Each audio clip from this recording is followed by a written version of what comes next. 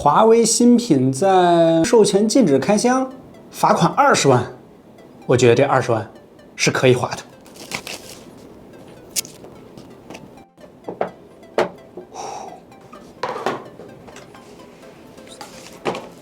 这个保护壳感觉非常精致啊。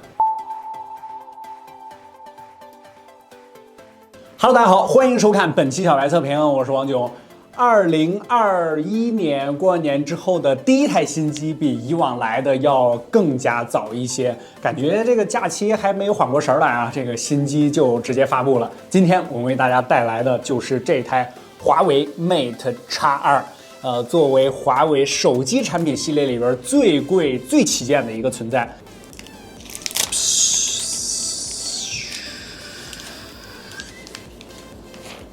OK， 现在我们把这台机器呢已经全部都设置完毕了。这是一台全新的 Mate X2。其实，在今天呢，我已经体验其他的这个机器呢，体验了一段时间了啊。整个的这台机器可以用一句话来形容这个 Mate X2，就是一个华为 P 系列超大杯的外观，加上了一个华为 Mate 40系列超大杯的一个内在啊。除了这个折屏之外啊，基本上就是这两个。P40 Pro Plus 是吧？非常的像冰蓝色啊，这个蓝色呢饱和度非常低。Mate X 第一代这个发布的时候就说什么三星的那个内折技术是吧？是被淘汰的。这台 Mate X2 拿上手的第一感觉呢，没有三星的 Fold 2那么厚重，但其实我仔细看了一下参数啊，它的重量其实要比 Fold 2还要重一些，它达到了295克，Fold 2好像是280几克这个样子，但是它的厚度方面确实要减少了不少，它是14.7毫米折完了之后啊，所以说它这个遥控器的感觉呢就没有那么重。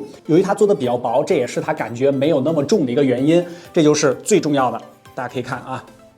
采用了一个叫楔形设计的一个方式，我觉得这一次是它 ID 设计方面一大亮点，就是由厚然后慢慢变窄，哎，像一个钉子一样啊，这样啊。你拿着不会感觉会有一个斜坡，所以说不会担心握持起来感觉有点怪。但是如果你要把它合上的时候，神奇的一幕就发生了，这个薄的地方正好跟最厚的地方叠在了一起，然后它这样看的话呢，还是一个基本上平衡的一台手机。因为在大部分情况下呢，你是使用外屏的，它这块外屏呢是6.45英寸的，不管是内屏还是外屏，这一次它都是采用了来自京东方的一块钻牌的 OLED 的这个屏幕，总体的素质上呢还是非常不错的。这个我肉眼看着啊，还是非常 OK 的。之前的三星 Fold 呢，它在合上了之后啊，中间呢会有一个非常明显的一条缝啊，这个看着会特别难受。而华为的这个基本上做到了完全折叠在一起，中间没有肉眼可见的缝隙。当然，如果你要是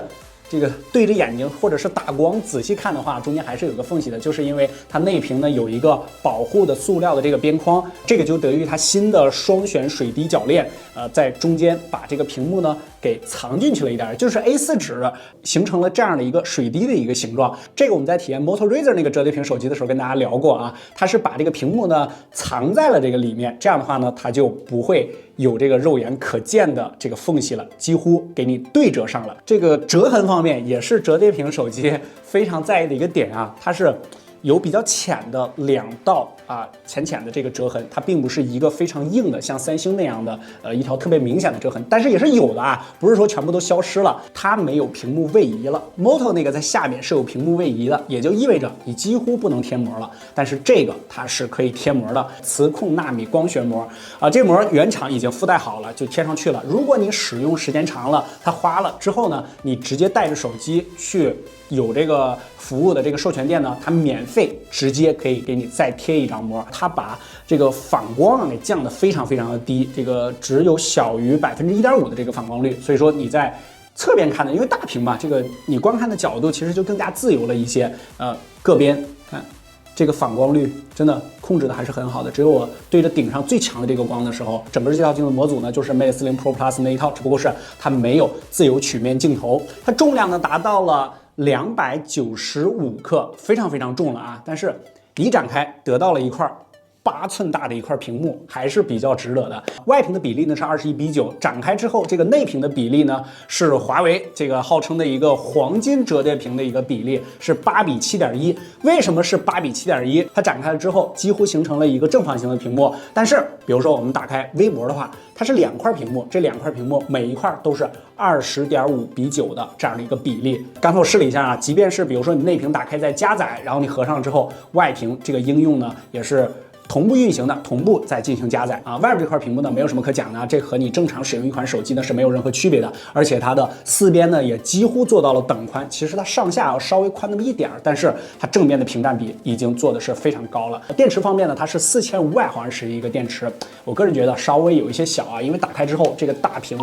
还是非常爽的。如果我要是看一个视频什么之类的，是吧？55瓦的一个充电，但是华为的这个充电大家知道啊，它后期的一个涓流充电比较长，我预计啊应该还是在30瓦、40瓦的这个水平啊，它叫55瓦。它这个卡槽呢设计在顶部也有红外，然后顶部呢也是开了一排小孔，也是听筒式的双扬声器的设计。之前我们每次在聊到折叠屏手机的时候呢，都会说一个问题，就是软件适配。本视频由小白有品 APP 独家赞助播出，谁说买二手没保障？买精品二手机上小白有品，3天无流退货，180天保修，国行正品，价格公道，闲置手机也可以好价回收。小白有品各大应用市场均可下载。华为的解决方案呢，之前最出名的就是平行世界，这个从 Pad 上啊，还有从之前的Mate X 上呢也都有。这次配合 X2 呢做的是大规模的软件适配，据说是 Top 200的软件啊，已经100%全部适配了这个比例啊。我打开这个同花顺啊，这是一个炒股的软件啊，是吧？最近这个股市啊、基金啊都非常的火，很多小伙伴这个都下海了，是吧？你看这个，不管你是看大盘啊，或者是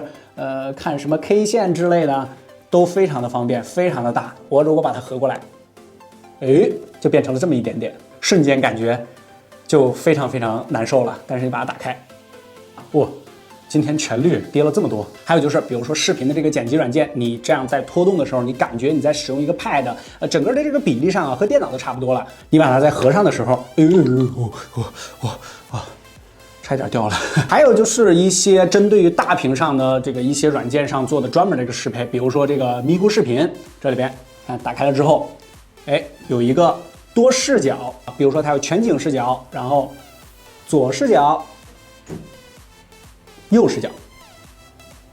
广州恒大啊对江苏的苏宁易购，这个下方呢它的这个视角的切换，但是上面呢并不影响你观看。还有就是这个应用的多开啊，这种对于折叠屏来说都是小 case 了。这块外屏因为它本身就是21:9的，所以说你在看电影的时候也是正好可以给它铺开。随机附送呢还有这么一个壳子，它外边呢是一个素皮的，然后后边设置了一个小小的支架。这手机290多克，将近300克，看视频还是手里拿着挺重的啊。我盲猜它的价格又得是999，甚至是1999，因为几乎不单买啊，7999、18999的手机怎么着也送一个无线耳机是吧？它依然还送了一个是有线耳机，哎。说到耳机啊 ，FreeBuds 的4i，我也不知道这个名字咋起的啊，这个名字非常难叫啊。整个造型方面呢是一个小小的鹅卵石的一个设计，然后后背呢是平的，打开之后也是一个入耳式的设计，它也是带这个主动降噪的，价格呢是499，相对于 Pro 来说呢是降了一半，它的降噪效果呢我主观体验上也基本上就是 Pro 的这个一半。如果你是华为的手机或者荣耀的手机，这个预算没有那么充足的话，恭喜你有了一款属于自己品牌的。主动降噪的这个青春版的耳机了。单耳机不加盒的话呢，是4小时的这个续航时间啊，我体验了一段时间，这个用着还是非常 OK 的。然后在这个镜头方面呢，忘记说了一个小点啊，就比如说你外屏的话，你要自拍就没有问题，前面是有一个挖槽的这个自拍的话，它其实自拍呢有2种方式，比如说我现在打开里边。我现在切换到前置镜头的话，默认的是用这个主镜模组来给你自拍，从而你可以得到一个更加强悍的一个前置镜头啊，是吧？它可以甚至做到这个广角，然后什么变焦之类的都 OK， 都没有问题啊。这也就是2套自拍的模组。在设计思路上呢，还是跟之前的 Mate X 呢是一样的，就是我先做好一个日常使用的主力机，然后我再去做一个折叠屏的一个旗舰。这台机采用的是一个侧边指纹的一个方案，然后后背呢，它整个都做了这个弧面的处理。这样的话呢，你在用外屏的时候啊，这个握持感上呢得到了一定的这个提升。但是不管怎么说，290多克这手机它真的还是太重了。我们针对折叠屏的态度呢，就是不管你是内折还是外折，只要是你先保证它是一个正常使用的手机，这一点上我们是比较站的。动画方面，大家可以看中间这朵花啊。它会随着这个转轴的动而动，你完全打开的时候，它就完全绽放。其实对于华为来说呢，在过完年之后啊，马上就发一个这么贵、这么顶级的一台旗舰，还是非常不容易的。具体的情况呢，大家都知道，去年咱们也都说了有大半年的时间了。芯片呢，就是这颗麒麟9000。发布会上是吧？这个于总说，这个三星淘汰的这个设计，这个内折，但是这次又是内折，这个有很多小伙伴说这个打脸了啊。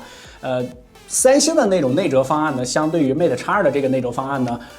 看到这台机器之后，它确实是有升级。就比如说啊，它这个没有缝隙，导致整个手机变得更薄了。这个华为在技术方面做创新、做推进啊，一开始我以为它的动力可能会没有那么足了，就是我肯定还会基于我现有的这颗芯片来继续发手机，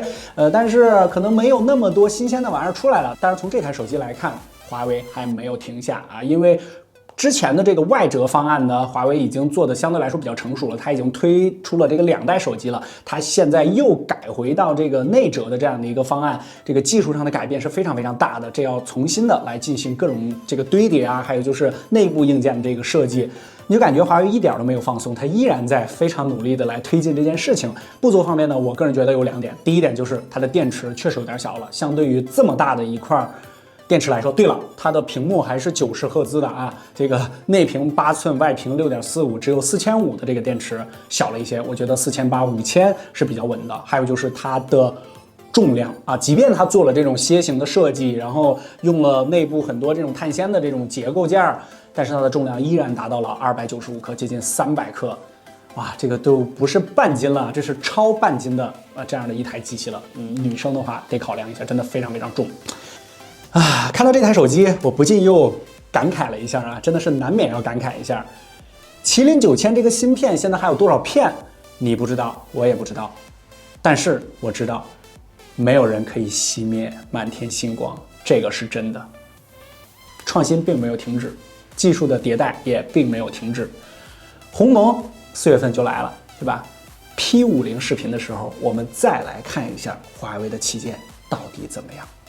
OK， 这期视频我们就先跟大家聊到这儿，更多内容和精彩，大家可以在全网搜索小白测评，它的后续数据我们会第一时间更新到我们的数据库里面。填完之后，作为一个男生，我觉得这台机器作为我的日常主力机是没有什么问题的。记得3连点赞，特别感谢。不管是你，小白测评，我们下期视频再见。